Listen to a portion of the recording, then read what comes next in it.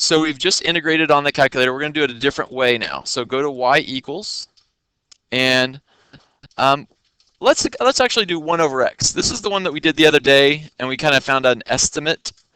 When we looked at the graph, remember it looked like this. I put in 0 to 3 for the x and 0 to 3 for the y window. Now watch. I'm going to go to my normal calculate menu. So second trace, and look at number 7. You see that? So when I hit 7, it brings me, what's the lower limit? So I'm going to integrate from 1. So I'll hit 1, enter, and it'll draw the first line. Then what's the upper limit? I'm going to hit 2, and I'm going to hit enter, and it's going to color it in for me, and it's going to tell me what the integral is. So this 0.6931472 is my integral from 1 to 2.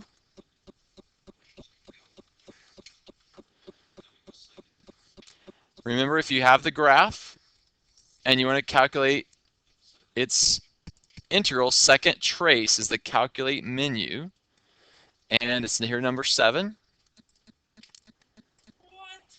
And it'll ask you for the upper and lower limits. And you can move it along if you want, or you can just type the numbers in. Okay.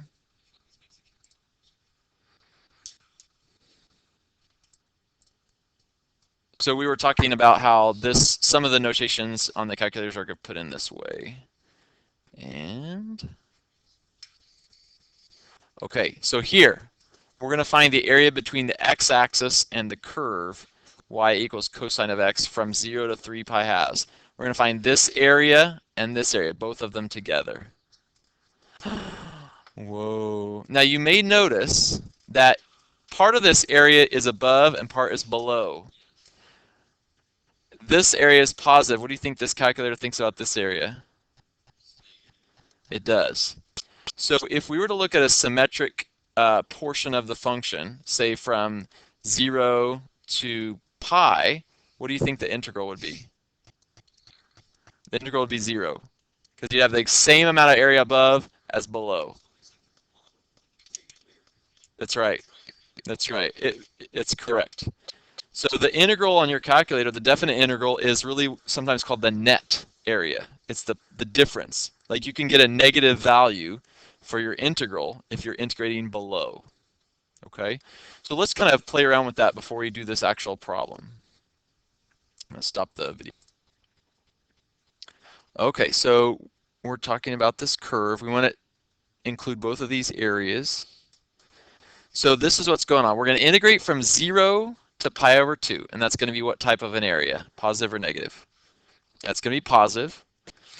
And then this area is going to be what type of a number? Negative.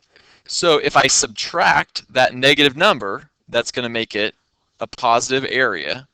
So I'll integrate from pi halves to 3 pi halves. Same function. Okay, so let's look at that. Oh yeah, positive, negative.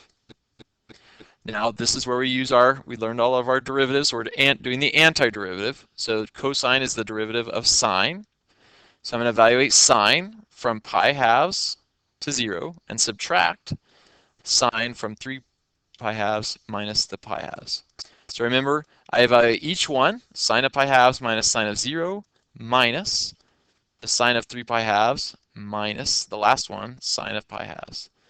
And then our trig comes in handy, that sine of pi halves. This is 1 minus 0 minus 1, negative 1 minus 1. And so just a second ago, we were looking at the graph and we saw that if it were symmetrical, we were looking at, say, from negative pi to pi, it'd be 4, but here we're just looking at half of it. So this is 1, this is 2, and together their areas are 3.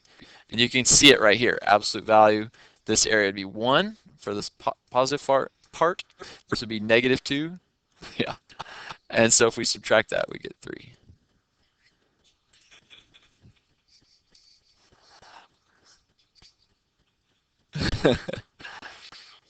Okay. Now, you might try this. If you go back to the like the calculate screen not with the graphing, where we just went math and found the derivative, if you do absolute and then put your function in and the x variable and the limits. Now notice that these are the original limits from 0 to 3 pi over half. So they're not doing it in two separate parts. Okay, so let's try that. Okay, so I'm going to clear out of this. I'm going to quit. Yeah, clear. And where was that? I go to math. And which one did I want? Number 9, the integral. And I'm going to go from, what was it, 0? And what was the upper? Remember? I thought it was 3 pi halves. Was it? Okay, so 3 pi halves. Looks all nice and pretty in there. Okay, now, yes, before I put in cosine of x, I want what? So where's that? Yeah, I go to math. And is it number? I want absolute. And then I'm going to put what? Cosine of x. Now, the reason this works, you might remember, is that what it's actually doing is it's taking all the parts of the function that are below the x-axis and it's flipping them up so that they're above the x-axis by taking their absolute value. So the calculator is just looking at a different graph where all the curved parts that are below the axis are now above the x-axis. And what do we need to finish with over here? Right here. Now I'm like, okay. Okay. And what should it be? It's thinking. It's really thinking about this. Hey, we must have been wrong. Maybe it's a little bit more than. Yeah, we know better. Let's stop right there.